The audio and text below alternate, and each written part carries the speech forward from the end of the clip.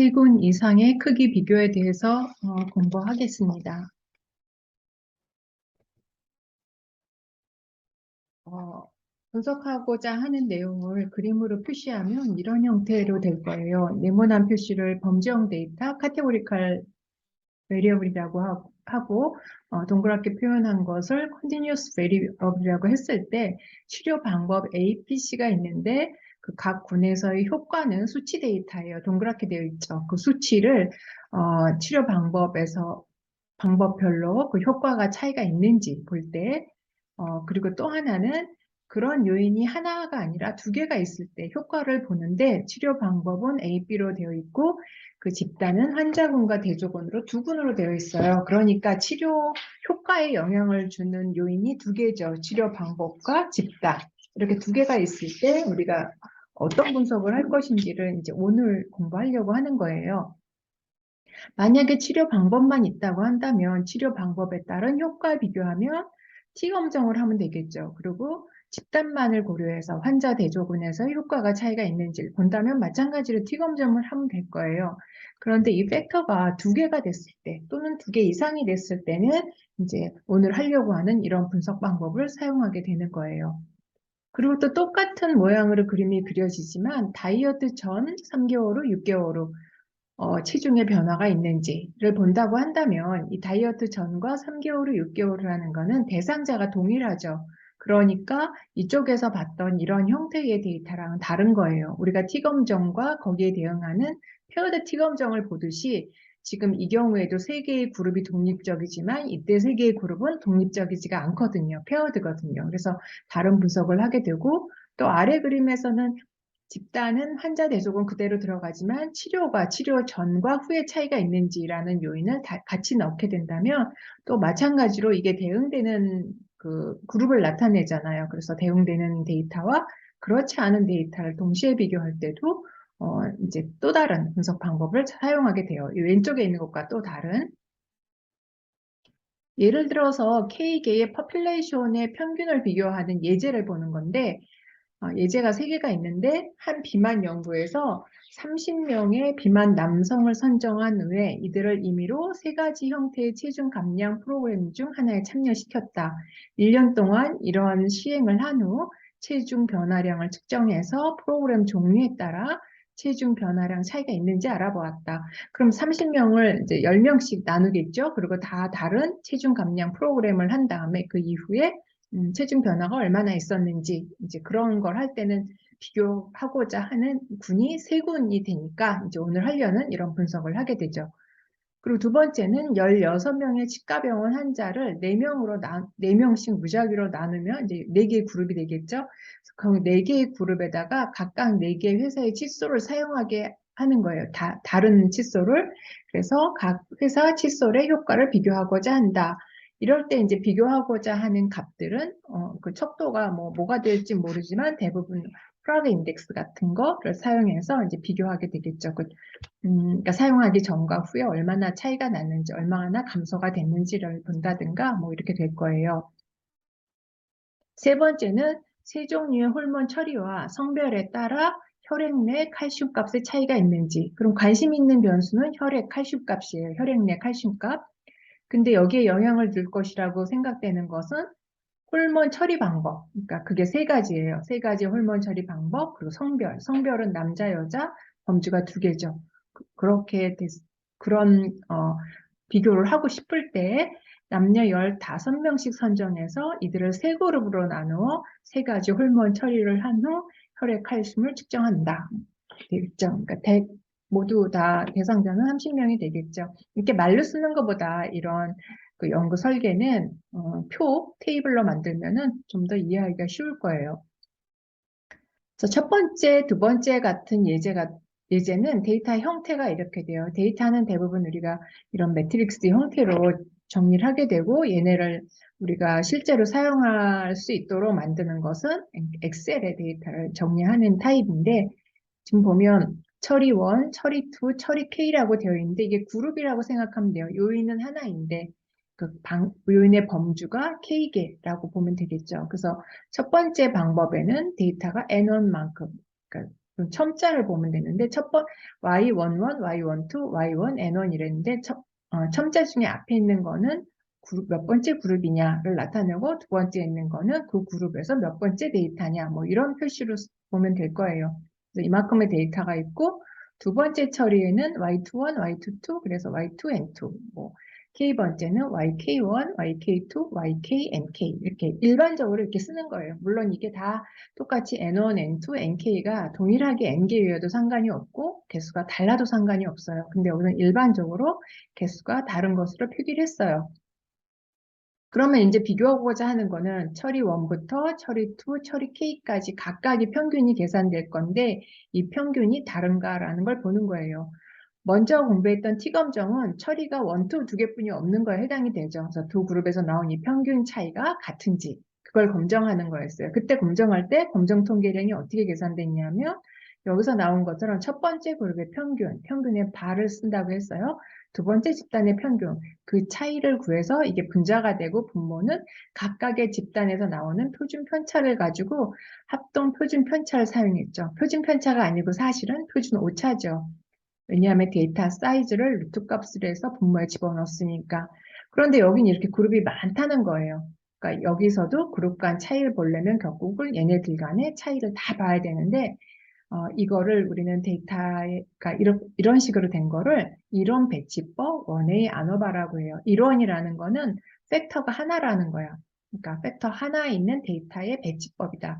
그래서 팩터는 하나인데 범주가 K라고 보면 되겠죠. 그래서 이론 배치법, 영어로는 원웨이 아노바, 그리고 분석 이름도 이론 분산 분석 또는 원웨이 아노바라고 얘기를 하게 돼요. 그래서 분석의 원리는 각 전체 평균이 구해지고 이거는 각 집단의 평균이 있고 전체 평균이 있으면 전체 평균으로부터 얘네들이 얼마나 많이 차이가 났는지 편차를 구해요. 그 편차하고 또 하나는 이 집단 안에서 구해지는 편차가 있죠. 그러니까 집단 안에서 편차가 크다면 이 집단 간의 편차가 크다는 게 별로 의미가 없죠. 그래서 원리는 집단 간의 편차와 집단 내의 편차의 비율로 이제 검정 통계량을 정의하게 됐어요. 투웨이 아노바, 이거는 이제 투웨이 아노바라고 하는 건데 어떤 우리가 관심 있는 변수에 영향을 주는 요인이 두 개인 경우 그래서 이원 배치법이라고 했어요. 그 팩터가 두 개다라는 의미로 그리고 영어로는 투웨이 아노바라고 해요. 그래서 요인이라고도 하지만 이제 인자라고도 해서 첫 번째 요인 A, 두 번째 요인 B가 있어요. 근데 얘가 인자 A는 범주가 P개, 인자 B는 범주가 Q개. 그럼 이런 형태로 데이터가 만들어지겠죠. 이제 내가 데이터를 어떻게 설계할 것인가. 동물 실험 같은 경우 데이터가 작으니까 뭐 이런 식으로 설계가 될 거예요. 그런데 이제 임상 데이터 같이 데이터가 많아지면 이런 설계는 주로 이제 건너뛰죠. 그냥 엑셀에서 데이터가 구해지면은 거기서 내가 변수 두 개를 골라서 이렇게 되겠구나. 이제 이런 조합을 상상을 하면서는 하지 그리진 않지만 동물 실험은 이런 식으로 많이 해요.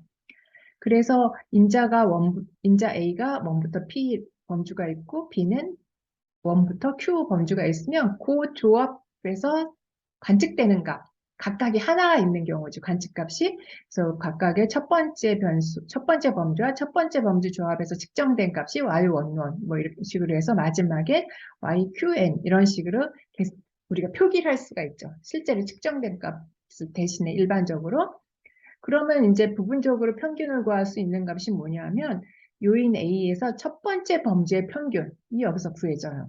그래서 요인 A의 첫 번째니까 원 닷. 닷이라는 건 여기서 1부터 Q까지 전부 더해서 나누기 Q를 한 거니까 그 값을 다 쓰지 않고 Y1 닷이라고 해요. Y1 햇 참. 그 다음에 마찬가지로 인자 A의 두 번째 범주의 평균 Y2 햇 바. 그렇다면 이제 인자 B에 대해서도 계산이 되는데 이거는 앞에다 덫을 붙이고 그 다음에 두 번째 원의 바. 뭐 이런 식으로 계산이 되면 부분 평균들이 여기선 P개가 계산되고 여긴 Q개가 계산돼요. 그럼 전체 평균이 또 생기겠죠. 그럼 전체 평균으로부터 얘네들이 얼마나 많이 그러니까 디스퍼전 돼 있느냐, 퍼져 있느냐. 이 퍼짐 정도가 크면 클수록 이거는 인자 A의 범주별로 측정한 값이 다르다라는 결론을 내리게 돼요. 마찬가지로 B인자에 대해서도 전체 평균으로부터 각각의 평균이 얼마나 퍼져 있느냐, 그 값이 크면 클수록 B인자가 관측값에 영향을 준다라고 해석을 하고, 또 하나는 이 두 개의 값들이 이제 이 안에서 조합을 이루니까 이제 교호 효과라는 것도 보게 돼요. 그거는 이제 이런 데이터 형태가 아니라 이 각각의 그 범주 안에 이렇게 반복되는 값들이 들어가 있대. 앞에 슬라이드는 A1, B1에 해당하는 관측값이 하나뿐이 없었어요. 근데 여기에는 R번 측정을 하는 경우가 생겨요. 이렇게 마찬가지로 A1, B2에도 R번 측정, 어, A1, BQ에 대해서도 R번 측정. 그러면 데이터가 점점점 복잡해지죠. 그럼 이 안에선 또 이렇게 A1, B1의 조합의 평균, 여기서 중간에 또 부분합이 한 단계 더 들어가서 부분합이 또 생겨요. 그래서 이런 원리로 데이터가 정리하는 것은 반복이 있는 이원 배치법. 그래서 트웨이 아노바 with replications. 물론 이때 관심 변수에 영향을 주는 요인이 두 개이면 그냥 트웨이 아노바라고 하지 with replications 뭐 이런 말은 잘 쓰지 않아요. 왜냐하면 임상 데이터에서 이게 반복이 없는 경우는 잘 없어요. 그러니까 예를 들어서 남자이면서 고혈압 환자가 몇 명인지, 그죠? 인자 A가 성별이고 인자 B가 고혈압 여부라면 남자이면서 고혈압이 있는 경우는 여기 측정한 값이 되게 많겠죠. 뭐 콜레스테롤 측정하든 뭘 하든 그러니까 이만큼의 반복수가 생겨요. 또 여자이면서 고혈압인 사람들의 콜레스테롤 수치 뭐 이런 식으로 그림으로 설계하자면 그렇게 되기 때문에 항상 이렇게 반복하는 수치들이 있어요. 그래서 일반적으로 우리는 어떤 관심 변수에 영향을 주는 요인이 두 개가 있으면 그냥 투웨이 아노바라고 얘기해요. 그래서 앞에 슬라이드를 보게 되면 투웨이 아노바 without replication이라고 하거든요. 사실은. 근데 그걸 구분하지 않는다는 얘기예요.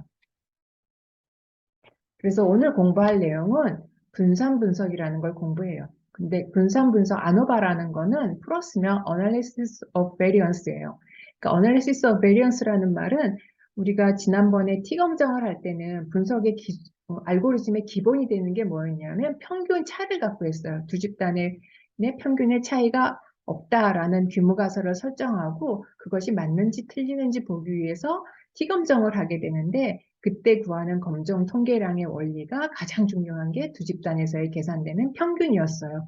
그래서 평균 차이가 분자로 올라가고 분모에서는 각 집단에서 구한 표준 편차를 갖고 합동 표준 편차를 구하고 그걸 샘플 사이즈의 스퀘어 루트 값으로 나눠서 표준 오차를 사용했단 말이에요.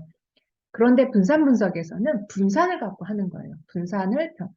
분산은 뭐냐면 뭐 여기 말한 것처럼 베리에이션, 변동이잖아요. 그 변동의 그 분할을 어떻게 할 것이냐에 따라 가지고 알고리즘이 계산이 돼요. 그래서 분산 분석에는 두 가지가 있는데 이론 분산 분석, 이원 분산 분석 그렇게 두 개만 할 거예요. 이론 분산 분석은 관심 변수에 영향을 주는 요인이 하나인 경우, 이원 분산 분석은 그 관심 변수에 영향을 주는 요인이 두 개인 경우, 이때 관심 변수라는 것은 수치 데이터예요.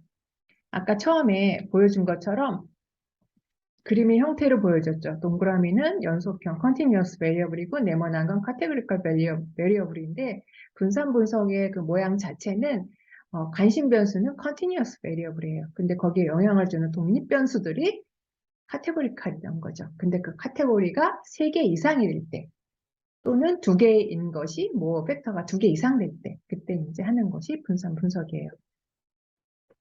이 예는 16명의 치과병원 환자를 4명으로 무작위로 나눴어요. 이렇게 나누고 나서 각 그룹에 4개의 다른 칫솔을 사용하게 해서 치태 지수를 측정했어요. 그래서 이 박스 플러스 그랬어요. 이 그림 보면 이해되죠, 이제.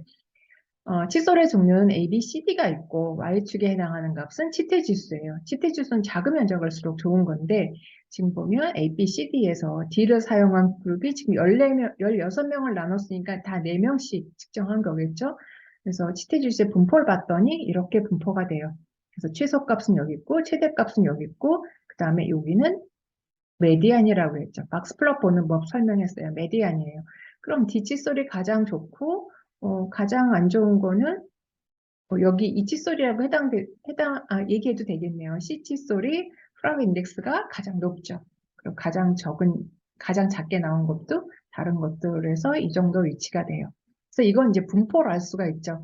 그래서 탐색적으로는 D 칫솔이 가장 좋고 C 칫솔이 가장 효과가 좀 떨어질 것 같다라고 생각할 수 있지만 이것이 그럼 통계적으로 의미가 있느냐 하려면 뭔가 분석을 해서 유의성을 나타내줘야 될 거죠. 이제 그런 분석을 하게 되는데 그러면 우리가 이미 T검정은 알고 있어요. 그런데 T검정이라는 건 두 집단 간의 평균을 비교하는 건데 비교하고자 하는 집단이 4개가 됐단 말이에요. 그럼 우린 단순하게 이걸 두 개 페어라이즈로 T검정을 하지 이렇게 생각할 수 있어요. 그리고 사실은 그게 꼭 틀렸다고 얘기하진 않아요. 그런데 우리가 일반적으로 아노바로 넘어갈 때는 이런 경우에 T검정에 문제점이 있으니까 이때는 아노바로 한다라고 하고 있어요. 그래서 연구를 진행하다 보면 아노바 한 후에 페어라이즈 T검정을 꼭 해야 되는 경우가 생기기도 해요. 그거는 이제 차차 얘기가 나올 것 같고 그래서 K 퍼플레이션을 비교할 때 페어라이즈 T검정을 하는 게 맞을까 하고 물음표를 했어요.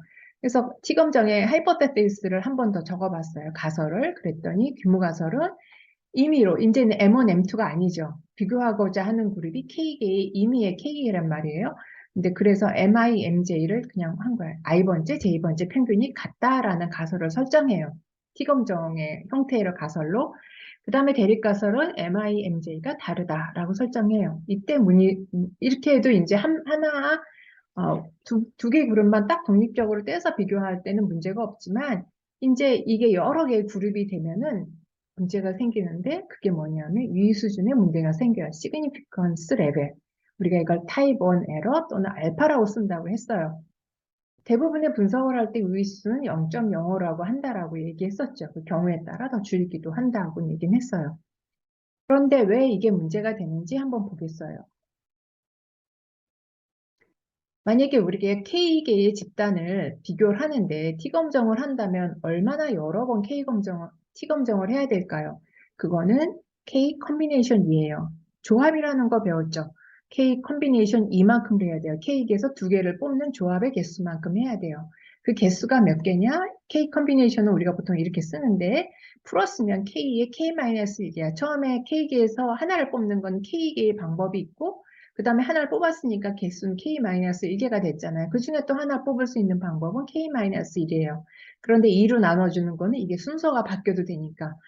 두 번째, 세 번째 그룹을 비교하는 거는 세 번째, 두 번째 그룹을 비교하는 건 똑같잖아요. 그런 경우를 제외하기 위해서 우리 2로 나누죠. 그래서 KK-1 나누기 2만큼의 T검정을 해야 된다는 얘기예요. 그래서 그렇게 하게 되면은 우리가 유의수준 알파를 0.05로 유의수준이라는 건 오류를 범할 확률이에요. 오류. 그지? 일종 오류를 범할 확률을 5%로 놨는데 그 오류가 발생할 확률이 급격히 증가하게 돼요. 그 원리가 이제 다음 슬라이드에 있게 되는데 만약에 우리가 K개의 집단을 비교하고자 한다. 그러면 T검정을 해야 되는 횟수는 K 컨비네이션 2는 C로 쓰죠. 아까 내가 이렇게 중괄호 표시를 했지만 먼저 앞부분에 쓰는 건 K 컨비네이션 이렇게 쓰고 계산하는 건 K 곱하기 K 마이너스 나누기 2예요. 그렇다면 만약에 비교하고자 하는 그룹이 4개다. 그러면 우리는 T검정을 6번 해야 된다는 얘기고 비교하고자 하는 집단이 5개면은 T검정은 10번을 해야 된다는 얘기가 돼요. 만약에 이렇게 되면 오류를 범할 확률이 얼마나 늘어나느냐 한번 볼게요. 만약에 n번 비교를 한다라고 가정했을 때 옳은 결정을 내리게 될 확률은 1-알파, 알파는 오류를 범할 확률이에요. 그래서 우리가 알파를 5%를 한다면은 그거에 대응되는 옳은 결정을 확률은 95%잖아요. 그래서 우리가 95% 신뢰 구간을 구하고 이렇게 되는 건데 그러니까 일반적으로 1-알파의 m승이 되는 거예요. 그러니까 m개의 가설이 전부 다 맞아야 되니까 그래야 옳은 결정을 내리는 거니까 1-알파의 m승. 결국은 옳은 결정을 내릴 확률은 1보단 작죠. 항상 오류를 범할 확률이 있으니까 1보다 작은 값은 자승을 하면 할수록 그 값은 기하급수적으로 감소하죠. 그래서 옳은 결정을 내릴 확률은 감소하게 돼요. 급격히.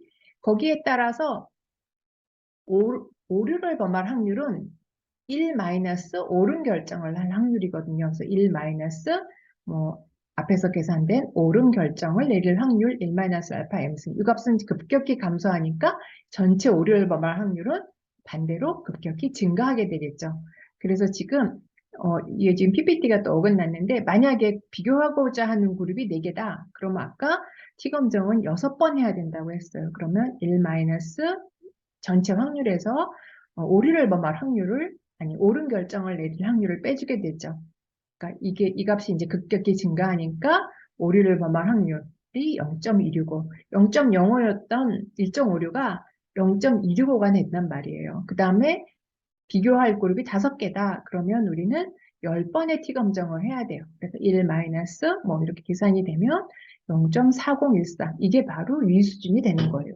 그러니까 위수준이 너무 늘어나죠. 1.56가 오류라는 건 좋은 게 아닌데 동시에 동일한 검정을 여러 번 하게 되면은 그게 전부 맞을 확률이 일단 줄어들다 보니까 그거의 여집합이 옳은 오류를 범할 확률은 급격히 또 증가하게 되는 거예요. 그래서 이거는 내가 KK의 임의의 집단의 개수를 비교하고자 할 때는 그걸 일일이 2개씩 페어와이즈로 T검증하는 거는 맞지 않다라고 얘기를 할 수가 있어요. 그래서 하는 것이 우리는 이제 아노바라는 걸 하게 되는 거예요.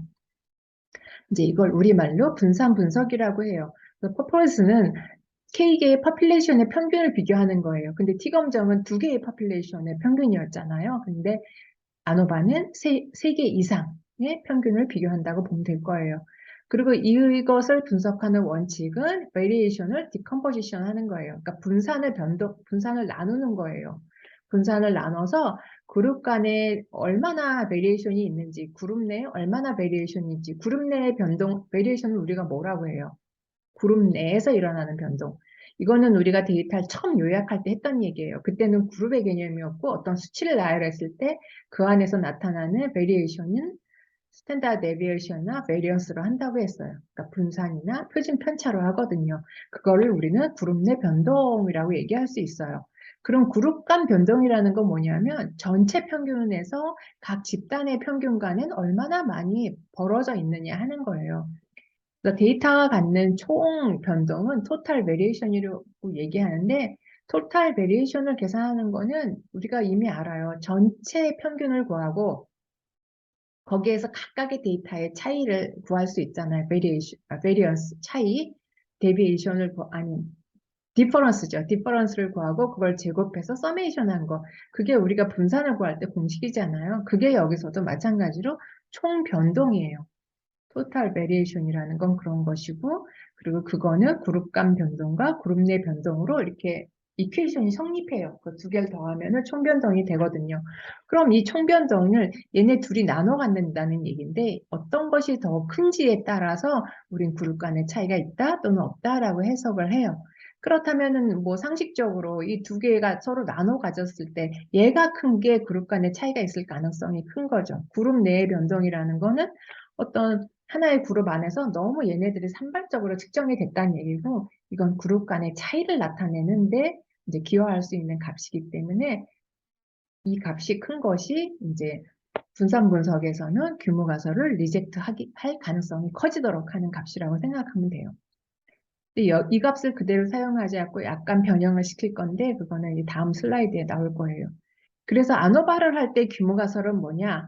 규모 가설은 뮤1이라는 건 첫 번째 집단의 평균, 두 번째 집단의 평균, K변의 집단의 평균이 모두 같다라는 것이 규모 가설이에요. 그러니까 어떤 하나만 달라도 그거는 이 가설이 리젝트가 되는 거예요. 그래서 이 경우에 이제 이런 데이터 타입을 갖고 한번 보도록 하겠어요. 그 그림으로 보면은 이제 이렇게 좀 너무 여러분들한테 쉬울 수도 있지만 첫 번째 그룹, 두 번째 그룹, 세 번째 그룹 그리고 여기서는 리스폰스 베리어블이라고 했는데 이제 관심 변수예요. 관심 변수는 여기 나타나. 아까 칫솔의 효과를 보는 거를 보자면은 리스폰스 베리어블은 프라그 인덱스로 봐도 좋겠죠. 그리고 그룹 1은 A 칫솔을 쓴 그룹, B 칫솔을 쓴 그룹, C 칫솔을 쓴 그룹이라고 봅시다.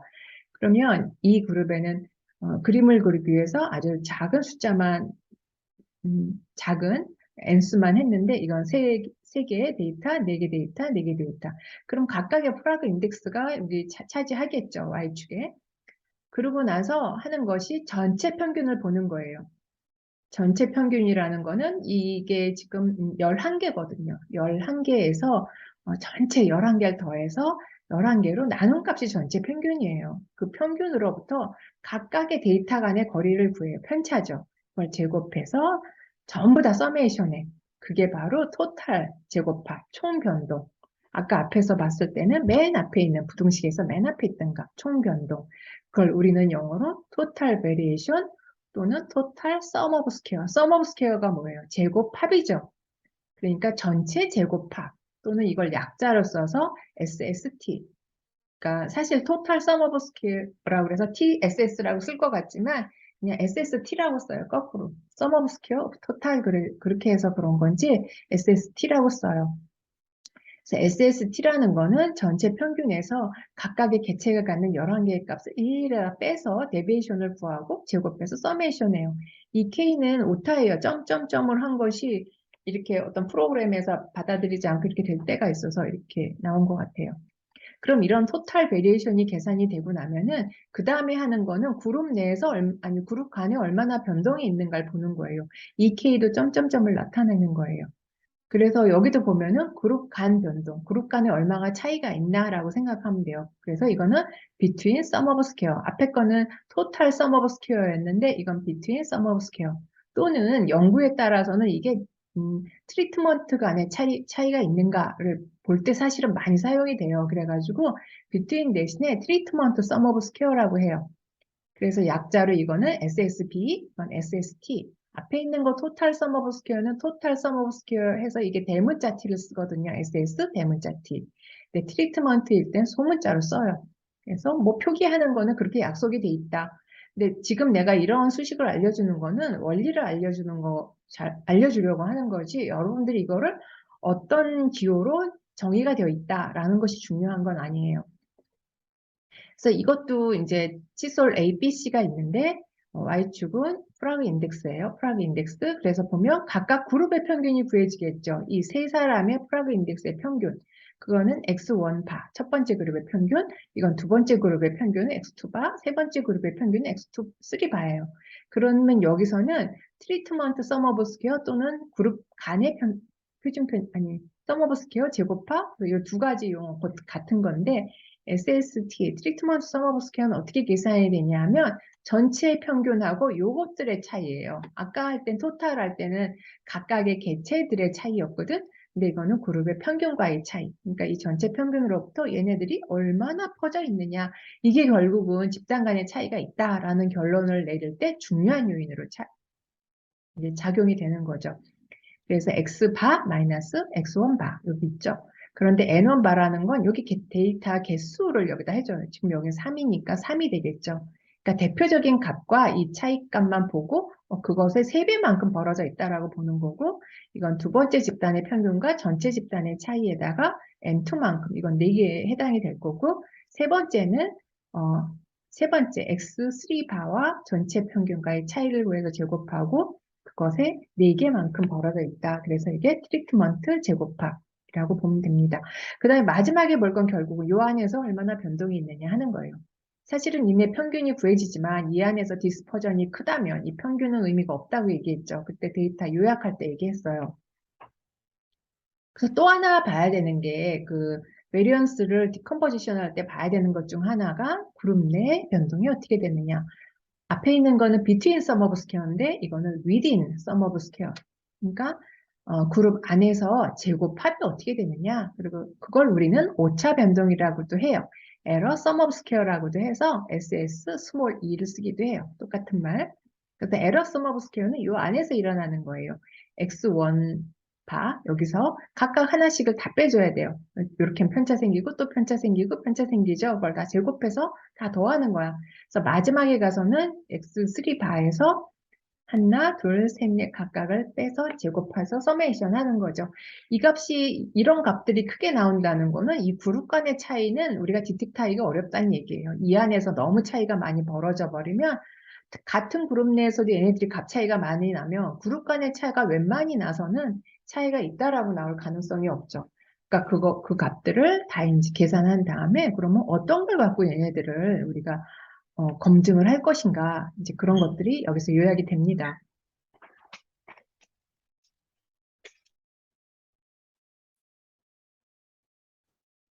그래서 토탈 서머비스 총 변동은 앞에서 계산한 것처럼 그룹 간 변동과 그룹 내 변동으로 디컴포지션이 돼요. 디컴포지션은 분할이 된다는 얘기예요. 그러면 이걸 가지고 바로 이제 검정 통계량을 만드는 것이 아니라 각각이 갖는 자유도를 이용해요. 자유도를 갖고 나누게 되면 이게 평균 변동처럼 돼버리죠. 자유도는 결국은 그 안에 속하는 데이터 사이즈와 맞먹는 역할을 하니까. 그래서 총 변동의 자유도는 전체 데이터는 우리가 비교하고자 하는 그룹이 K이고, 그리고 각각 그룹에 있는 데이터가 N개라고 가정했을 때 일반적으로 KM-1이 될 거예요. 이쪽의 자유도는. 그럼 그룹 내의 그룹 간의 자유도는, 그룹 간이라는 건 그룹이 몇 개냐면 K개잖아요. 지금 가정한 것이. 그럼 K-1개가 돼요. 자유도는. 그리고 그룹 내 변동을 구할 때 자유도는 그룹은 K개인데 각 그룹 안의 자유도가 N-1이에요. 그래서 K 곱하기 N-1개가 돼요. 그래서 각각 항목에서 구해졌던 총 변동, 그룹 간 변동, 그룹 내 변동을 각각 자기가 해당하는 자유도로 나눠줘요. 그러면 이게 평균 제곱합이 돼요. 그래서 MS라고 쓴 게 SS라는 건 여기서 뭐 했어요? sum of square였잖아요. 그런데 그거를 자유도로 나누면 sum of square가 mean square가 돼요. 평균 제곱합. mean sum of square라고 다 써야 되는데 약자로 그냥 mean square라고 얘기해요. 그래서 이제 이런 항목을 계산을 하게 돼요. 그래서 다음 페이지를 보면은 총 변동은 그룹 간 변동과 그룹 내 변동으로 분할이 돼요. 그리고 그 각 항목에 해당하는 자유도로 나누면은 평균 그룹 간 변동, 그래서 MSB. 처음에는 SSB였죠. Between Sum of Square, Within Sum of Square였는데 Between Mean Square, Within Mean Square로 나눠줘요. 그러면 이거로부터 우리가 검정 통계량을 계산하는데 결국은 그것이 이 두 개의 비율이에요. 그리고 우리는 그것을 F라고 정의해요. 검정 통계량 F는 그룹 간의 평균 변동, 그룹 내의 평균 변동의 비율로 한다. 그래서 밑에서 보면은 사실은 이 값이 크면 클수록 그룹 간의 차이가 있을 가능성이 커진다고 얘기했어요. 근데 만약에 그룹 간의 변동이나 그룹 내의 변동이나 같다. 그렇다면 이게 1인 거죠. 그죠? 그룹 안에서 일어나는 값들이 들쑥날쑥한 정도나 그룹 간의 평균값이 들쑥날쑥한 정도나 같다면 이게 바로 여기서 별표한 이런 가정이거든요. 이렇다면 집단 간의 차이는 없죠. 그런데 그렇지 않고 이 값에 비해서 이 값이 커진다. 그룹 간에서 일어나는 그 들쑥날쑥의 정도, 값 차이가 커진다.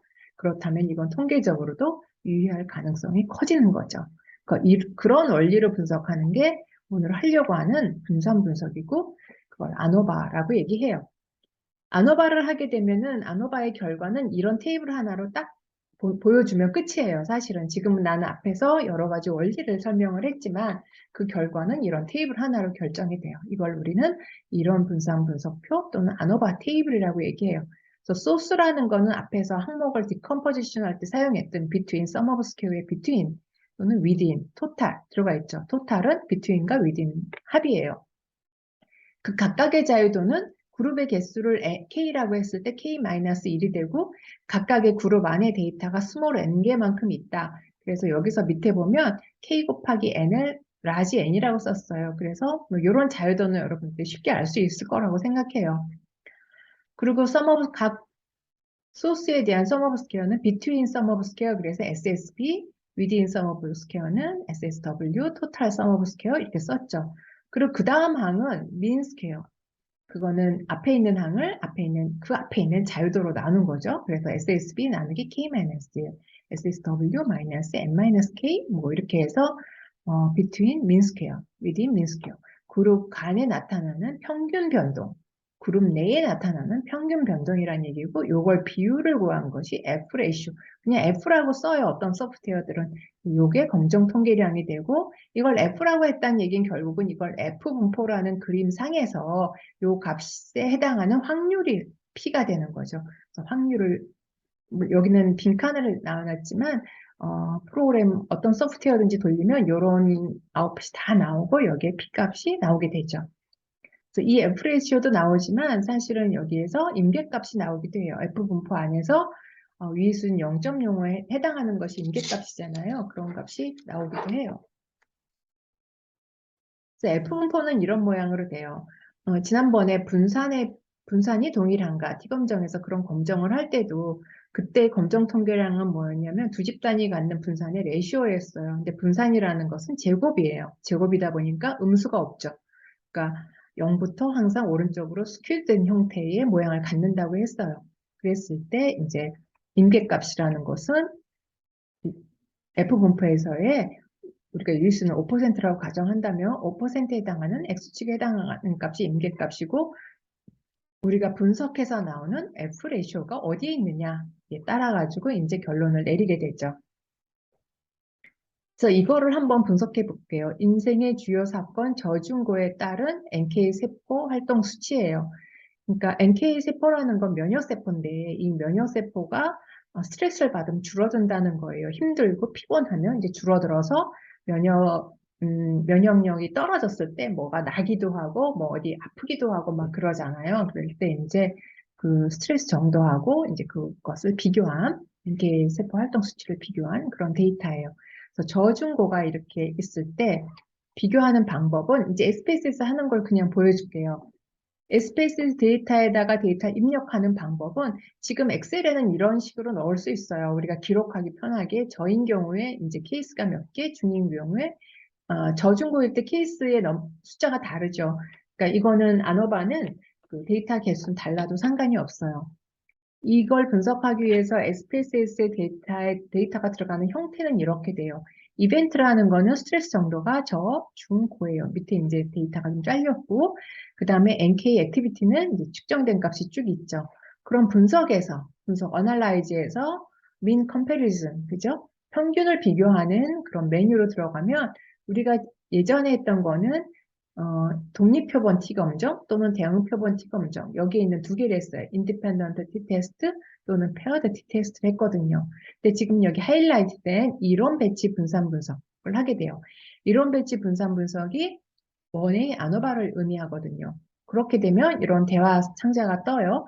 그러면 리스폰스 베리어블에는 당연히 NK 세포의 활동 수치가 들어가죠. 그래서 NK 세포 액티비티 스코어가 들어가게 되고 그 다음에 어떤 요인을 가지고 그룹을 나눌 것이냐를 정하는 게 팩터예요. 요인. 그럼 인생의 주요 사건이라는 걸 여기에 넣게 되죠. 그러고 분석을 하게 되면은 이제 이런 테이블이 나오게 되는데 이때 우리가 한 번 더 정리할 것은 이런 데이터에서의 가설은, 규모 가설은 세 집단의 NK 세포의 활동 수치가 모두 같다는 거예요. 그래서 H0는 M1, M2, M3가 모두 같다. 대립가설은 그렇지 않다. 어떤 하나라도 다른다는 것은 대립가설에 해당이 돼요.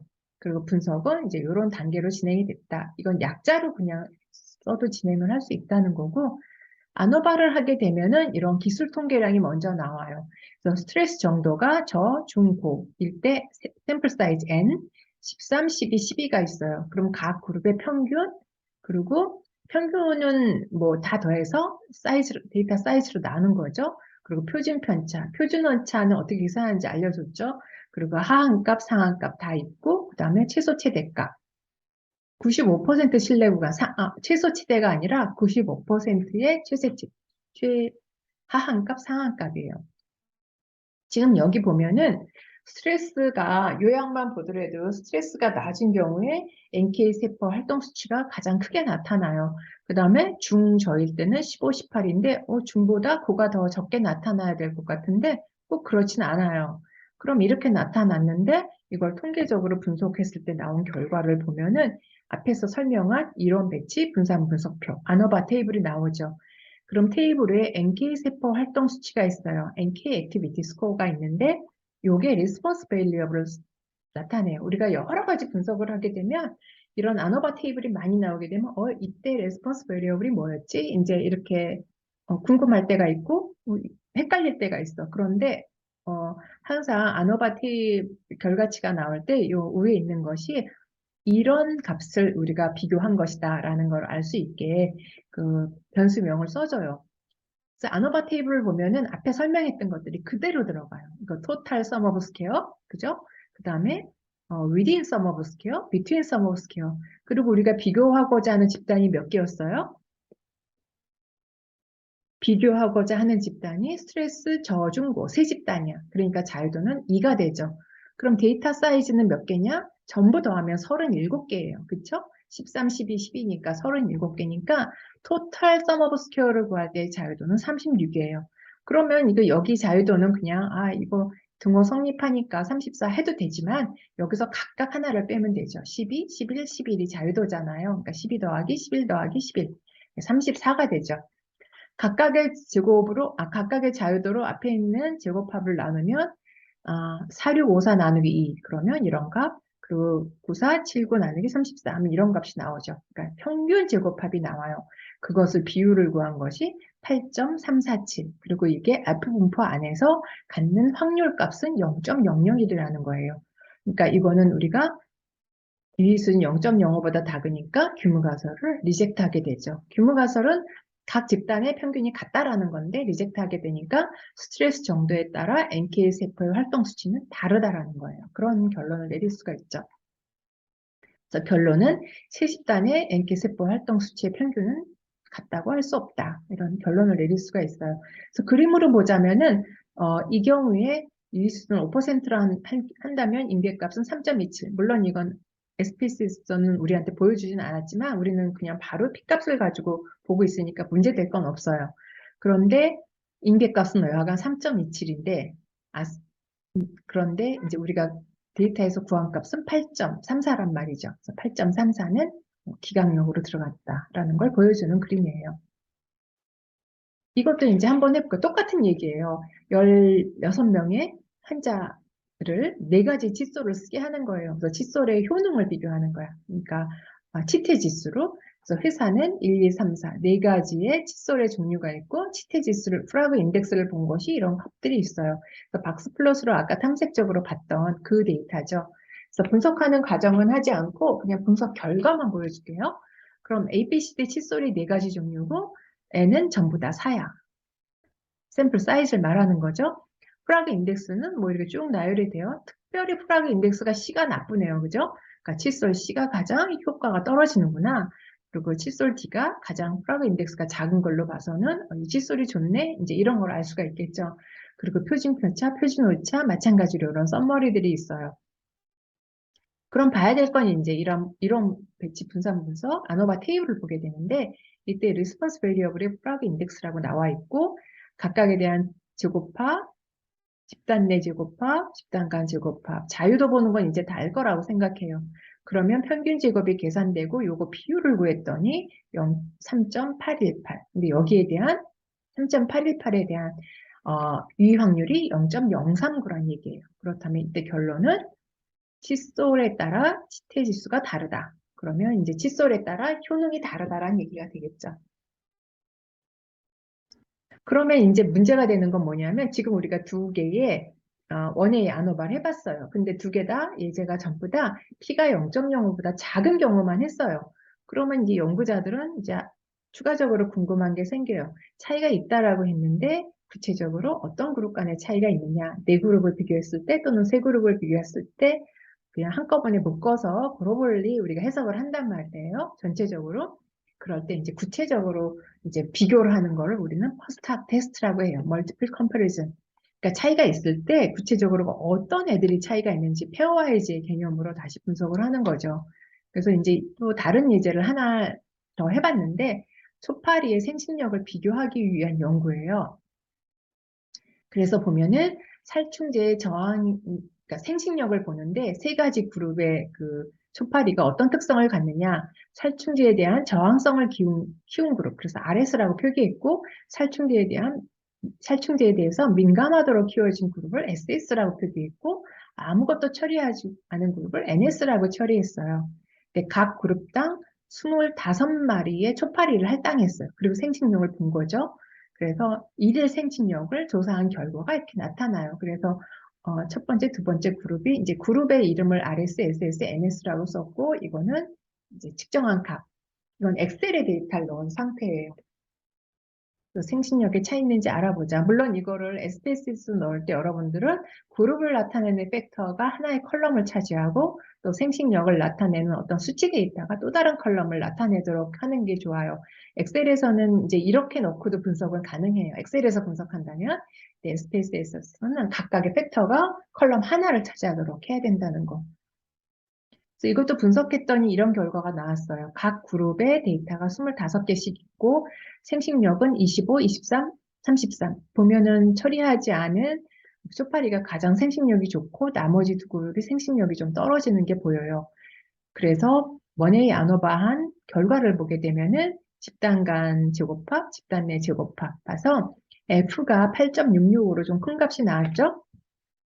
그리고 거기에 해당하는 P 값이 0.000으로 나왔어요. 그럼 결론은 처리 방법에 따라 생식력에 차이가 있다라고 결론이 나와요. 그럼 이제 궁금한 거는 구체적으로 생식력에 차이가 있는 집단이 어딨냐? 이런 경우는 대부분 연구에서 항상 많이 하고 있어요. 전체적으로 아노발에서 이게 차이가 있다라고 나오면 차이가 없다라고 나오면 그건 끝이에요. 이런 트리트먼트 간에 효과에 차이가 없다라고 하면 끝인데 차이가 있다라고 나오는데 트리트먼트 개수가 3개 정도, 3개 이상이 된단 말이에요. 그러면 어떤 게 더 가장 효과가 있는 건지 당연히 정보를 줘야 되겠죠. 그래서 이제 이런 분석을 하게 돼요. 그래서 유의 수준 알파고 이건 또 앞에서 했던 얘기랑 또 같은데 유의 수준을 알파라고 한다면 옳은 결정을 내리게 될 확률은 1-알파라고 했어요. 그럼 한 번 검정 시 오류를 범할 확률은 알파. 이 두 개를 더하면 이제 1이 되는 거잖아요. 그런데 만약에 내가 n번을 비교했다. 아까 이거 T검정, 아노바 대신에 T검정을 하는 건 맞지 않다라고 할 때 했던 얘기랑 똑같아요. n번의 비교를 하려면 옳은 결정을 낼 확률은 여기서 1-알파의 m승이 돼요. 그리고 또 전체 검정에서 옳은 결정을 내릴 확률은 1에서 이걸 또 빼겠죠. 그러니까 얘는 감소하고 얘는 증가하게 되죠. 그래서 우리는 만약에 이 경우에 페어와이즈로 T검정을 하게 된다면 유의수준 알파를 조정해줘야 돼요. 그래서 지금 세 그룹을 비교하잖아요. 지금 세 그룹에서 차이가 있다라고 나왔는데 우리는 어떤 그룹에서 차이가 있는지를 보려면 몇 번을 T검정을 해야 되냐면 3 콤비네이션 2, 3 곱하기 2 나누기 2, 세 번을 해야 된다는 거예요. 그러니까 세 번을 똑같은 분석을 하게 되면은 유의수준을 0.05를 3으로 나눈 값만큼 줄여줘야 된다는 얘기예요. 그래서 미리 유의 수준을 알파를 원래는 0.05였는데 그걸 3으로 나눈 0.017로 하고선 분석을 시작해요. 그래서 사실은 페어와이즈로 분석을 했을 때 그 결과가 0.017보다 작은 것만 그 다음에는 시그니피컨트하게 차이가 있다고 해석을 할 수가 있게 돼요. 근데 이거는 제일 보수적인 방법이에요. 몇 번 동일한 분석을 몇 번 해야 되느냐, 그 횟수로 나눠줘서 알파를 작게 하는 것. 이게 가장 보수적인 방법이고, 이걸 우리는 본페로니 방법이라고 해요. 이제 여러분들이 연구를 하게 돼서, SPSS에서 제공하는 퍼스트학 테스트에 들어가게 되면, 퍼스트학 테스트, 멀티플 컴패리슨 하는 방법이 되게 많아요. 근데 본페로니로 하면은 가장 이게 분리되기가 이제 어렵다. 그러니까 다시 말하면은 그러니까 가장 보수적이야. 그러니까 가장 빡빡하다. 기준이 뭐 이렇게 생각하면 될 거예요. 그래서 페어와이즈 T검정을 3번 실행하게 되는 거를 일일이 제가 한번 해봤어요. 근데 사실은 SPSS에서는 이렇게 할 필요 없이 옵션에서 멀티플 컴패리즌이 있거든요. 거기서 그냥 하면 되는데 여러분들은 지금 수업을 듣는 거니까 이런 원리를 좀 알았으면 좋겠어서 한번 해봤어요. 그래서 지금 보면은 우리가 비교한 그룹이 3개니까 RS, SS를 한번 볼 거고 RS, NS, SS, NS가 어떻게 할당이 되는지 아니 어떻게 결과가 나오는지를 한번 보려고 해요. 이런 배치 분산 분석의 결과는 P가 0.000으로 아주 작게 나와서 세 그룹 간의 차이가 있다고 나왔는데 우리는 사후 검정을 두 개씩 한번 해보겠다 이거죠. 그래서 그때 할 땐 내가 뭐를 했냐면 2개씩 골라서 인디펜던트 T 검정을 한 거예요. RS, SS. 그거 할 수 있겠죠. 그래서 저항성과 민감성이 있는 그룹만 한번 봤어요. 그때 평균 뭐 또 요약이 나와요. 그래서 여기 앞에서 등분산성을 보는 건 여러분 알 거고 유의 확률을 봤더니 0.517이 나와요. 등분산성이 가정이 만족됐으니까 이때 T 검정 결과는 0.517이 나와요. 그리고 또 RS, NS 또는 SS, NS 전부 다 해보는 거예요. 그래서 RS, NS를 했을 때는 0.001이 나와요. 굉장히 하일리 시그니피컨트하죠. 저항성과 아무 처리도 안 한 그룹, 민감한 그룹과 아무 처리도 안 한 그룹은 전부 다 P가 0.00001로 굉장히 시그니피컨트하게 나와서 이걸 한번 정리해 봤어요. 그랬더니 RS, SS 했을 때 평균 차는 25에서 23. 비슷하죠? 그리고 RS, NS는 25와 33, SS와 NS는 23과 33. 뭐 차이가 이 두 개는 좀 많이 벌어지고 요건 조금 유사하게 나타나요. 그래서 분석한 결과 T 검정 통계량 값이 나오고 검정 통계량이 되게 작죠. 그 얘기는 채택력 안으로 들어가 있을 가능성이 크죠. 채택력이라는 거는 교과서를 틀렸다고 할 가능성이 크다는 얘기예요. 이거에 대한 P값이 0.517이 나왔었고 이 두 가지 비교에 대해서는 0.001, 0.001이 나왔어요. 그럼 우리는 이걸 세 번 비교했기 때문에 사실은 얘를 0.005랑 비교하는 것이 아니라 0.017이랑 비교하라고 했어요. 그랬는데도 얘네들은 0.017보다 작죠. 그래서 이거를 그러면 어떤 그룹 간의 차이가 있는지를 보기 좋게 한번 그림으로 그려본 거예요. RS, SS는 같은 그룹으로 분리했어요. 첫 번째가 그거에 해당되죠. 그리고 NS는 두 번째, NS는 RS와도 다르고 NS는 SS와도 다르라고 했어요. 그러니까 얘는 혼자의 그룹을 형성해요. 어떤 소프트웨어에서는 이런 식으로 그림을 주거든요. 그러면 이제 분석한 사람이 해석하기 좋죠. 어떻게 묶였는지 수치로만 주는 것보다 그림의 형태로 보여주는 것도 좋을 것 같아서 한번 이렇게 해봤어요. 그래서 결론적으로는 NS의 생식력은 RS, SS 집단과 다르고 그게 바로 요거죠. 그리고 RS, SS 집단은 동일하다. 하나로 묶였죠. 이렇게 해석할 수가 있다는 거예요.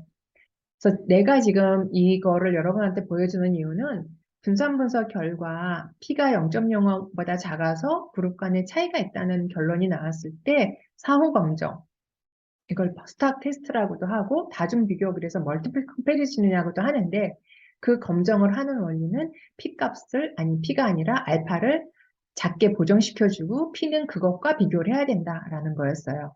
그래서 그런 걸 알려주기 위해서 했지만 사실은 SPSS로 하게 되면 이런 게 이렇게 나와버려요. 지금 보면 아까 이론 배치 분산 분석을 했잖아요. 거기에서 그냥 사후 분석이라는 메뉴가 있거든. 그러니까 여기에 들어가게 되면은 이런 데이터 창이 딱 떠요. 그러면 이렇게 많은 방법으로 분석을 할 수가 있게 돼요. 그래서 내가 지금 원리를 알려줬던 건 본 페로니 방법으로 하도록 알려줬었는데 뭐 쉐페나 투키 방법이 있어요. 쉐페는 그룹별로 데이터 사이즈가 다를 때 보통 많이 쓴다고 알려져 있어요. 투키는 그룹 간의 데이터 사이즈가 같을 때 쓴다고 해요. 그래서 두 개 그냥 같이 해봤어요. 같이 하게 되면은 이제 이런 결과가 나와요. 지금 이건 보면은 여기에 있는 유효확률 그대로 갖고 해석해도 되는 거죠. 저항성과 민감성은 차이가 없고 0.810. 그리고 저항성과 처리하지 않은 그룹은 0.008로 차이가 있죠. 그 다음에 또 중복되지 않게 볼 수 있는 건 민감성과 저항성은 당연히 차이가 없고 여기서처럼 민감성과 처리하지 않은 그룹도 0.001로 차이가 있다. 그리고 뭐 처리하지 않은 그룹을 중심으로 봤을 때는 저항성과 민감성 전부 차이가 있다. 이렇게 되죠. 그래서 아까 앞에서 보여줬던 식으로 이런 그림을 리턴해 주는 거예요. 그래서 민감성과 저항성 처리하지 않은 그룹을 두 개의 민감성과 저항성은 하나의 그룹으로 묶어요. 23과 25는 통계적으로 동일하다라는 거고 그 다음에 처리하지 않은 그룹은 평균이 33.37인데 통계적으로 다르다라는 거죠. 이 그룹과. 그럼 이 밑에 있는 이 P값은 뭐냐?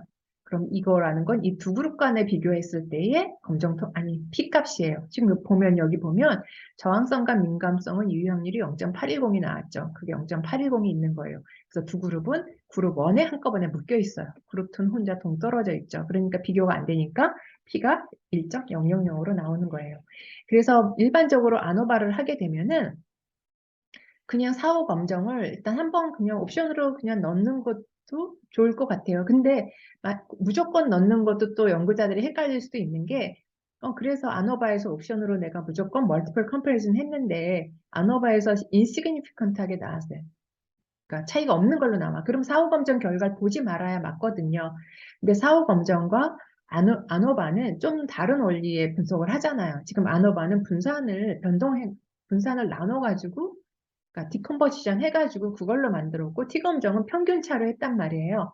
그러다 보니까 조금 다른 결과가 나올 수 있어요. 그래서 헷갈리지 않는 방법은 항상 아노바를 먼저 해서 시그니피컨트하게 나오면 그 다음에 사후 검정을 해서 다시 한번 돌리는 걸 추천해요. 근데 이 경우에도 아노바를 했는데 시그니피컨트한데 사후 검정했는데 시그니피컨트한 비교가 안 나오는 경우도 생겨요. 그럴 때는 그대로 리포트하는 수준이 없어요. 그런 경우에 대한 질문들이 종종 있는데 그거는 이제 그대로 보고를 해야 되는 게 맞다는 거. 이렇게 이제 지금까지 했던 거는 이론 분석 분석, 그러니까 관심 변수에 영향을 주는 요인이 하나일 때 분석하는 방법이었어요.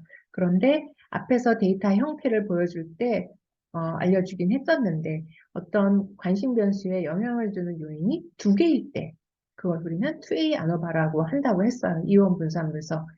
그래서 비교하고자 하는 그룹이 셋 이상일 때 또는 셋 이상이면서 두 가지 요인 A, B의 영향을 알아보기 위한 이 요인 실험, 그러니까 투팩터 분석이라고 하는데, 그러니까 요인 A, 요인 B가 있다고 할 때 우리가 이 분석을 해서 얻을 수 있는 결론은 요인 A의 주 요인 효과 검정. 그러니까 요인 A 각 수준별로 반응 변수의 차이를 주느냐, 그러니까 반응 변수가, 그러니까 관심 변수가 요인 A와 관계가 있느냐, 뭐 이렇게 해석할 수 있겠죠. 그리고 두 번째는 반응 변수가 요인 B와 관계가 있느냐, 요인 수준별로 다른 값이 있다는 거는 관계가 있다는 얘기죠. 그 다음에 하나 볼 수 있는 거는 교호 효과가 존재하느냐. 그러니까 요인 A와 요인 B에 의해서 값이 바뀌느냐, 측정치가. 뭐 이런 것들을 볼 수가 있어요. 그래서 데이터의 형태는 이런 거예요. 이거는 반복이 없는 케이스라고 얘기했어요. 관심 변수에 영향을 줄 수 있는 인자가 A, B가 있는데 그 각각의 범주별로 하나씩만 측정한 경우 이런 데이터일 때는 교후 효과는 볼 수가 없고 A의 범주별로 반응 변수가 차이가 있는지 B의 효과의 범주별로 차이가 있는지만 볼 수 있어요. 그런데 만약에 이제 데이터가 각 범주 안에서 반복적으로 측정된 경우 이런 데이터가 더 많다고 그랬어요. 실질적으로는. 그럴 때는 우리가 어떤 정보를 얻을 수 있냐면 반응 변수가 그러니까 관심 변수가 A하고 관계가 있느냐 또는 B하고 관계가 있느냐 A, B 간의 교호 효과가 존재하느냐 하는 거예요. 이 교호 효과라는 거는 데이터를 분석하면서 그래프로 설명을 하는 게 좋을 것 같아요. 그렇다면 2A 아노바도 마찬가지로 똑같은 원리로 분석을 해요. 그러니까 토탈 썸 오브 스퀘어잖아요. 이게 토탈 썸 오브 스퀘어. 그러니까 전체 합에서 각각의 데이터의 차이를 구한 다음에 그걸 제곱해서 모든 항에 대해서 서메이션 하는 거. 그래서 전체 제곱합, 토탈 썸 오브 스퀘어인데 앞에서 할 때는 원웨이 아노바였거든요. 그래서 between sum of square와 그룹 안에서의 within sum of square만 있으면 됐는데, 그러니까 between 뭐 하나, 아무거나 팩터 A 하나하고 within하고만 있으면 됐는데, 여긴 더 증가해요. 팩터가 A도 있고 B도 있어요. 그 다음에 우리는 교호 효과도 본다고 했어요. 그래서 A 곱하기 B, 교호 효과는 A 곱하기 B를 표시해요. 그래서 전체 제곱합을 A 요인 안에서 구하는 제곱합, B 요인의 제곱합, 교호 효과의 제곱합, 그리고 within sum of square, 하나의 집합 안에서 구하는 within sum of square로 계산이 돼요. 그러면 이것도 마찬가지로 각각의 안에서 자유도가 계산이 되겠죠. 여기서 자유도가 있을 거고, 자유도가 있을 거고, 자유도가 있을 거고, 자유도가 있을 거예요. 만약에 A라는 팩터가 범주가 3개다. 그럼 이때 자유도는 2, 이거의 자유도는 이거의 범주가 5개다. 그럼 자유도는 4. 그러면 A 곱하기 B, 교호 효과의 자유도는 이 두 개의 자유도를 곱한 거예요. 그래서 그 자유도가 8이 될 거고, within sum of square의 자유도는 전체 데이터가 n이라고 한다면 n-1이면은 요것이 다 더해서 n-1이 되도록 하는 어떤 등식이 성립하도록 하는 값을 쓰면 될 거예요. 근데 within sum of square의 자유도 필요하죠. 왜냐하면 검정 통계랑 관련 예가 있어야 이렇게 나눠줄 수가 있으니까. 그래서 각각의 자유도가 구해지면은 이 제곱합을 각각의 자유도로 나눠서 평균 제곱합으로 계산됐어요. A 요인의 평균 제곱합, B 요인의 평균 제곱합, 그리고 A, B의 교호 효과에 대한 평균 제곱합, 그리고 미드인의 평균 제곱합. 그럼 우리가 검정 통계량 몇 개가 구할 수 있어요? 얘는 무조건 분모로 들어가요. 검정 통계량 계산할 때 검정 통계량은 하나, 둘, 세 개를 구할 수 있어요. 이렇게 구할 수가 있다는 얘기예요. 그래서 이렇게 계산이 돼요. 이걸 애니메이션 해놔가지고 그런데 총 변동은 A 요인의 제곱합, B 요인의 제곱합, A, B 교호 효과의 제곱합, 이건 그룹 내 제곱합, 그래서 within sum of square. 각각의 자유도로 나누면 제곱합이라는 걸 평균 제곱으로 표기를 바꾸면 되죠. mean square. 이거는 sum of square. 그래서 A의 평균 제곱, B의 평균 제곱, A, B 교호 효과의 평균 제곱, within 평균 제곱. 그래서 이걸로 각각의 분자를 나눠서 만드는 것이 검정 통계량이 3개가 생겨요. 그래서 검정 통계량은 마찬가지로 F 이퀄로 계산이 되는데 각각에 대해서 그 요인을 보는 게 A, B 2개가 생기잖아요. 교호 효과까지. 그래서 첨자로 FA는 뭐 이렇게 나눠서 만들고 FP는 계산되고 FAB는 이렇게 계산된다. 그래서 검정 통계량이 3개가 만들어져요. 그래서 2A 아노바를 하게 되면 아노바 테이블이 조금 더 아래로 늘어나게 되죠. 그래서 전체 제곱합은 total sum of square, within sum of square는 within sum of square, 그 다음에 between이라는 건 A 그룹의 A 요인에 대한 between sum of square는 SSA, 그리고 B에 대한 건 SSB, 뭐 이런 식으로 표기가 돼요. 표기 자체는 중요한 게 아니고, 그 다음에 각각의 자유도는 이제 얘가 몇 개의 범주를 갖고 있느냐에 영향을 받는 거죠. 아까처럼 범주가 3개니까 자유도 2, 범주 5개면 자유도는 4. 이거의 자유도는 2개를 곱해서 8. 뭐 이런 식으로 토탈 서머 오브 스퀘어는 전체 데이터 마이너스. 그럼 이거의 자유도는 그냥 이것이 등식이 성립하게끔 정리해주면 돼요. 그러고 나서 각각의 자유도로 나누게 되면 이제 이런 값들이 나타나게 되고 F 레시오라고 되어 있는 건, 그러니까 FB라고 써 있기도 하고 그냥 F라고 써 있기도 해요. 여기에서 이제 검정 통계량이 계산이 되는 거죠. 그래서 검정 통계량은 3개가 계산이 됩니다. 3개가 계산이 되면 그 각각이 F 분포 안에서 어디에 위치하느냐에 따라 그 확률이 바로 B 값이 계산이 되는 거죠. 그래서 이렇게 해서 결론을 내리는 것이 이제 2A 아노바, 이원 분산 분석이라는 거예요. 그래서 이거는 SPSS에서 했던 거랑은 조금 아웃풋의 형태가 다르죠. 칸이 다 쳐져 있는데 이거는 내가 그 엑셀에서 실행했던 형태를 좀 보여주는 거예요. 엑셀 같은 경우는 지금 분석한 결과에 FB라고 해서 F 레이시오가 나오고 이거에 대한 P 값을 계산해서 당연히 주지만 기각값을 줘요. 기각 크리티컬 밸류를. 유의 수준을 0.05로 했을 때 크리티컬 밸류, 거기에 해당하는 X축에 해당하는 값이 뭔가. 그래서 FB는 계산이 됐지만 확률도 물론 있지만 얘가 기각추로부터 얼마큼 많은 거리가 떨어져 있느냐도 볼 수 있게 해줘요. 그래서 아웃풋이 많으면 많을수록 데이터에 대한 이해나 해석에 대한 이해를 더 잘 할 수 있을 거라는 생각이 들어요. 근데 아마 XPS는 이런 값은 안 주는 것 같아요. 이거는 이제 여러분들이 러너스에 올려놓은 고혈압 관련 데이터로 한번 해보면 좋을 것 같아서 이건 원웨이 아노바에 대한 거예요. 전부 오늘 공부한 거. 그래서 연령대에 따라서 체질량 지수를 비교하시오. 그랬어요. 연령대가 이제 4개의 그룹 정도로 되어 있으면 체질량 지수는 continuous variable이니까 이런 분산분석에 해당되죠. 그래서 연령대별로 체질량 지수가 차이가 있다면, significant 하다면 멀티플 컴패리즌에서 한번 확인해 봐라. 그리고 연령대별 다른 요인도 비교해보자. 다른 요인이라는 건 이 분석 방법에 적용할 수 있는 거는 연령대별로 비교할 수 있는 거는 뭐 수치 데이터를 말하는 거죠. 지금 여기서는 아노바를 하는 거니까. 그러니까 연령대가 범주형이고 그 범주형별로 어떤 수치 데이터가 차이가 있는지 그런 한번 연습을 해보라는 얘기예요. 그래서 하나만 해볼게요. 그 체질량 지수 앞에서 얘기했던 걸 해봤어요. 그래서 나이 그룹이 이 데이터가 4개의 범주로 나눠져 있어요. 40대 이하, 40대, 50대, 60대 이렇게 돼 있는데 Y축에 해당하는 것이 BMI예요. 그래서 지금 박스 플러스를 먼저 그렸어요. 항상 웬만하면 박스 플러스 그려보는 게 좋아요. 그 분석을 서둘러서 하지 말라고 내가 얘기를 했는데 데이터를 탐색하는 단계를 충분히 갖는 게 좋아요. 그래야 올바르게 분석을 하고 있는지 확인도 되니까. 지금 이거는 데이터가 한 1600개 정도 되는 굉장히 큰 데이터였잖아요. 그리고 엑셀 좋은 게 뭐냐면 이렇게 바깥으로 나오는 아웃라이어들의 그 케이스 넘버가 딱 주어지는 게 너무 좋은 것 같아요. 그래서 그리고 이런 거를 보통 이렇게 막대 그래프를 그리는 연구들이 아직도 많아요. 막대 그래프는 항상 0부터 시작해서 막대 그래프의 높이가 평균이야. 그리고 거기다가 오차 이 줄을 쭉쭉 그어줘. 그럼 마치 0부터 시작하니까 분포를 다 볼 수 없잖아요. 근데 사실은 이거는 최소값, 최대값, 그리고 이 값들의 디스퍼전, 그러니까 디스트리뷰션 이런 것들을 다 볼 수가 있어요. 박스 플러스.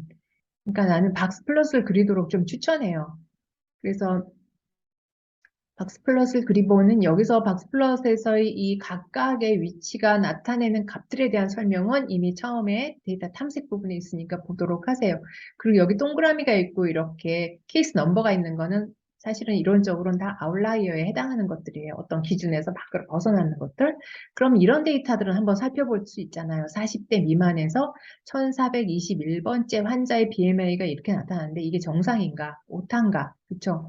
그리고 이런 경우 이거는 정상일 수 있겠죠. 이런 부분은 좀 찾아볼 수가 있겠죠. 그럼 이런 값이 만약에 제외되지 않고 그냥 사용된다면 이런 평균에 영향을 주겠죠. 이렇게 이게 데이터가 사실은 많아서 하나의 값이 크게 영향을 주진 않아요. 그렇지만 데이터가 적을 때는 크게 영향을 줄 거예요. 지금 여기 여하간 40세 이하가 일반적으로 다른 나이 구간에 비해서 BMI가 적어요. 이게 좀 영향을 줬을 수도 있겠죠. 이 값이. 이게 10도 안 되는가? 5도 안 되는가? 이거는 10자리 1자리로 한 것 같은 느낌? 그렇게 보여지는 값이에요. 그래서 이렇게 이렇게 요약한 테이블이 먼저 나오고 각각에 대한 범주에 속하는 N수, 그 다음에 평균, 편차, 표준 오차, 뭐 기타 다른 값. 그리고 분석한 결과는 나이군이 4개니까 자유도가 3개가 되고, 그리고 각각의 썸 오브 스퀘어 값, 그리고 자유도로 나눠서 평균 제곱합 나오고, 요 평균 제곱합의 비율을 구했더니 23.741. 그래서 유효 확률이 0.000, 하일리 시그니피컨트 하죠. 여기서 좀 볼 게 있어요. 여기 제곱합이 나왔어요. between sum of square 이걸 3으로 나눠서 이렇게 나왔는데 일단 데이터가 많으니까 토탈 sum of square는 커질 수뿐이 없어요. 그렇겠죠? 다 서메이션만 하는 거지 여기 나누진 않은 거잖아요. 아직은. 그런데 within sum of square도 물론 당연히 커요. 그런데 이거를 민스퀘어를 할 때 영향을 주는 게 뭐예요? 이 자유도거든요. 근데 자유도가 데이터가 크다 보니까 이게 12,805라는 값을 1,585로 나누니까 얘가 뚝 떨어지죠. 그러니까 분모로 들어가는 값이 확 작아지는 거예요. 그러다 보니까 F값이 확 커지죠. 그러니까 이것도 데이터 사이즈의 영향을 되게 많이 받아요. 실제로 여기서 보면은 22, 23, 뭐 1 정도, 많아봤자 1.5 정도 차이가 나는데 이렇게 하일리 시그니피컨트한 게 나타나는 이유는 여기에서 이 데이터 사이즈일 가능성이 큰 거죠. 그런 걸 고려해서 한번 분석할 때 그런 걸 좀 봐가면서 맨 마지막에 나온 이거 갖고 결론을 내기에 급하게 하는 것보다는 여기에 들어가는 이런 수치들을 보면서 하는 게 좋을 것 같아요. 일단은 걔가 시그니피컨트한 결과가 나왔기 때문에 여기에다가 그거를 했어. 멀티플 컴패리슨을 옵션으로 넣었어요. 그런데 실패를 했어요. 왜냐하면 나이 연령대별로 프리퀀시가 다 다르죠. N 사이즈가. 그래서 그냥 일반적으로 사이즈가 다를 때 뭐 실패를 한다 뭐 이러니까 그냥 실패 방법을 쓴 거예요. 그래서 쭉 봤더니 나이대별로 전부 다 다르게 나오죠. 40세 이하를 기준으로 봤을 때는. 그런데 40대를 기준으로 봤을 때는 50대나 60대나 40대나 같아요. 그러니까 40대 이하만 다른 거네, 결국. 그쵸? 그래서 이런 것들을 이제 해석해서 한번 볼 필요가 있겠죠. 이거는 이제 투웨이 아노바를 그래서 이제 처음 한번 해보려고 하는 거예요. 투웨이 아노바는 오늘은 저기 원웨이 아노바까지 했는데 여러분들도 그 고혈압 데이터를 가지고 그 원웨이 아노바를 한번 복습하고 그 다음에 투웨이 아노바를 진행하는 게 좋을 것 같아요.